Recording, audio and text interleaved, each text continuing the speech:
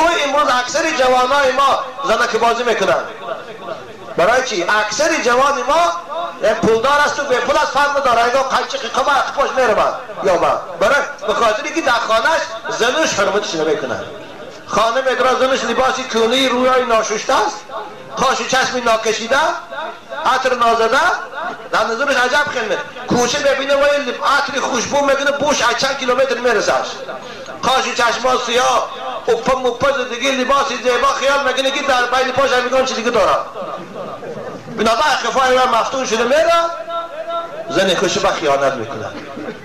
بابا خواهرای عزیز خوب این گپی من اکنون گاه دقلتر میبرد یکی خواهی که شوهراتان به شما خیانت میکنن، خواهی که شوهراتان زنی دویم و سیم نگیرن شما شوهراتان دوست داره. همیشه خودتان مثل پیش شوهراتان آرایش دیه زینت دیه فسان کنه، اون وقت شوهراتان خیانت میکنه شما.